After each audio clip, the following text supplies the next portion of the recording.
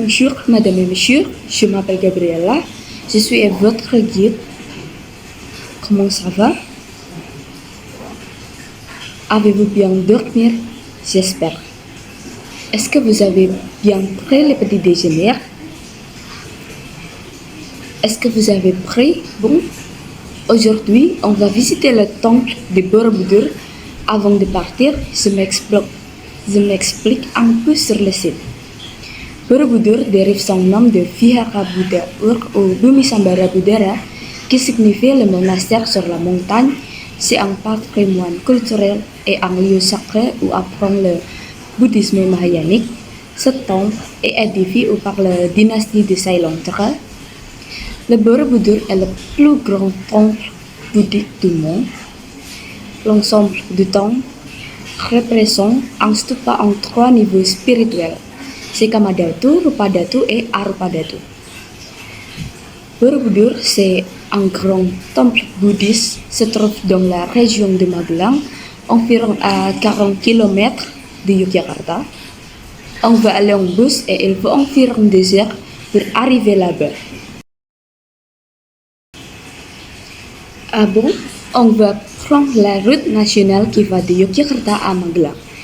On va passer de petites régions. D'abord, la région de Sleman et l'autre de la région Muntilan. Sleman et Muntilan sont séparés d'un fleuve qui s'appelle Krasak, où passait la lave froide du volcan pendant de l'éruption la montagne du Merapi.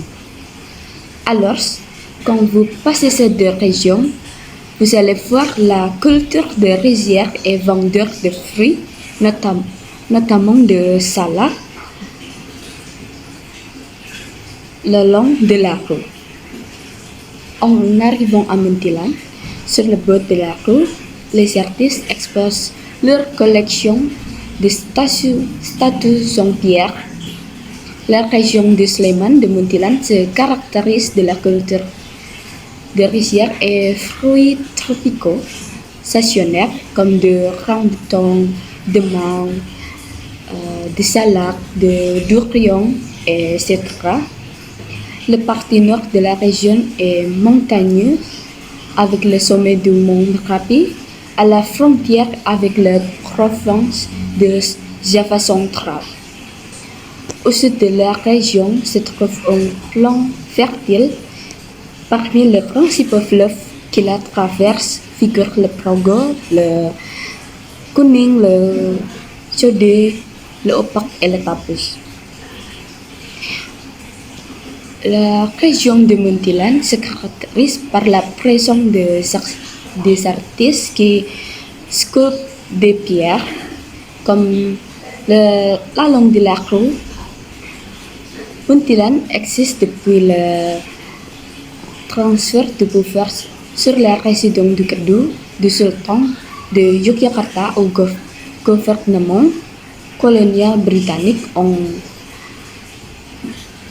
1812. Au début de son existence, Muntilan était une colonie pour le peuple chinois. Les terrains agricoles sont fertiles et convenables pour la culture de riz, fruits et de légumes. C'est pour ça la plupart des gens locaux font leur métier en agriculture. Dans le bouddhisme, le terme dharma a plusieurs significations. En général, il peut faire référence aux enseignements du Bouddha, la nature ultime de la réalité ou à la loi cosmique qui régit l'ordre naturel des choses. Cela englobe le principe fondamental du bouddhisme et la pratique visant à atteindre l'éveil spirituel. Dans le bouddhisme, la réincarnation est un concept lié à la croyance en la renaissance. Selon cette perspective, lorsque personne meurt, son esprit se réincarne dans un autres corps, suivant un cycle de naissance, de mort et de renaissance appelé samsara. Le processus de réincarnation est influé par le karma, qui représente les actions passées d'une personne et influé sur sa destinée future. L'objet ultime dans le bouddhisme est de transcender ce cycle de réincarnation en atteignant le nirvana, un état de libération et de cessation de la souffrance.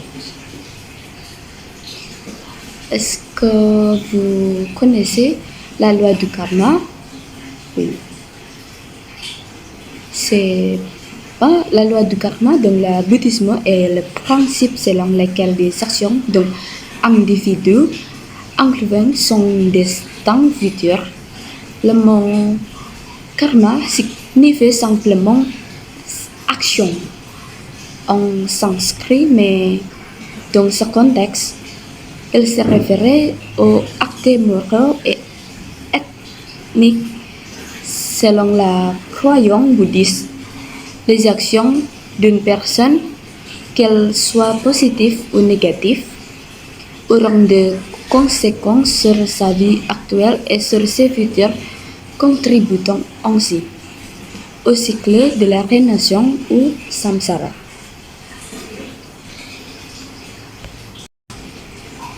Le temple de Borobudur a été construit au IXe siècle entre 750 et 850 pendant la dynastie de Seilondra. Les détails précis sur l'architecte ou les artisans qui l'ont construit ne sont pas clairement établis.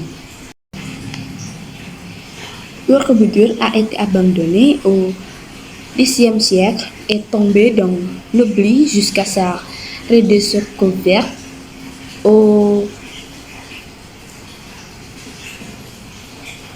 XIXe siècle par la colonie britannique, dont travaux de sa restauration ont commencé à cette époque, mais la restauration majeure a eu lieu au XXe siècle. Une restauration importante a débuté dans les années 1970 avec le soutien de l'UNESCO.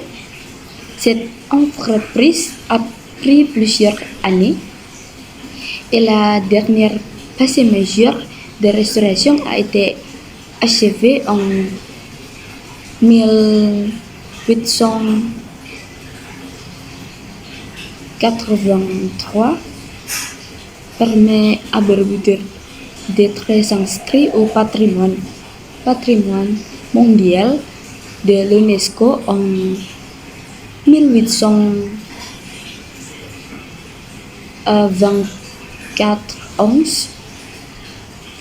Le temple de Borobudur reflétait la cosmologie bouddhiste et représente un voyage symbolique vers l'éveil spirituel. À travers ce niveau, structure du temple est divisée en 3 niveaux majeurs qui représentent les différentes étapes de l'existence humaine selon la cosmologie bouddhiste. Le premier, c'est Kamadhatu, ou royaume du désert. Le niveau inférieur représente le monde matériel et physique associé au désert, au attachement, le bas-relief illustré de scènes de la vie quotidienne, ainsi que de récits symboliques des conséquences des actions négatives. Le deuxième, c'est Rupadhatu, ou royaume de la forme. Dans cette étape, le niveau intermédiaire représente le monde de forme où l'accent est mis sur la méditation et purification de l'esprit, le school et le stupa. Ce niveau symbolise la progression vers une réalité plus spirituelle et abstraite. Dans le sommet ou le troisième, il y a Rupadatu ou royaume de l'absence de forme. Le niveau supérieur représente le monde sans forme, dépassant la matérialité et la forme.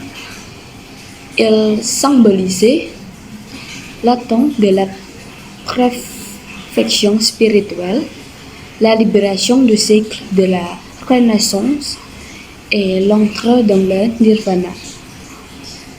Au sommet du temps, un grand stupa central symbolise du nirvana, le cheminement à travers ces niveaux en suivant le galérier et l'escalier représente les parcours spirituels de la vie quotidienne vers l'illumination bouddhiste. C'est une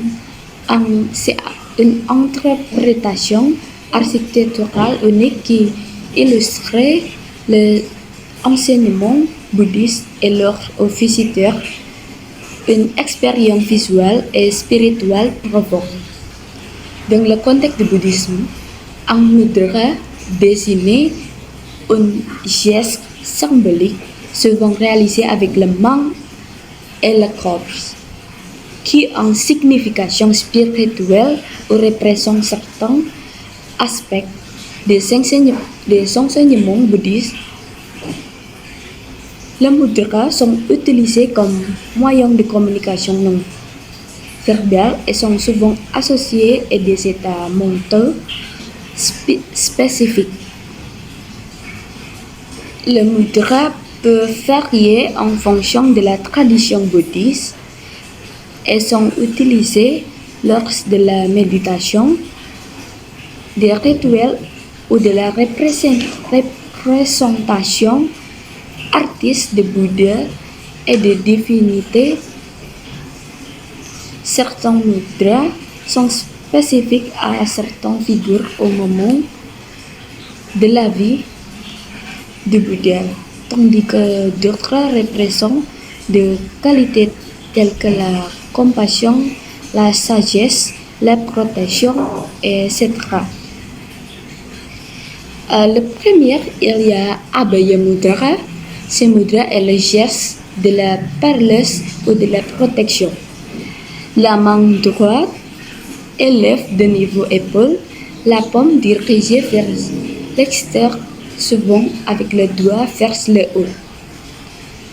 Ensuite, Bhumisprasa Mudra, aussi appelé le mudra de toucher de la terre, il représentait l'illumination de Bouddha sur l'arc de la Bodhi.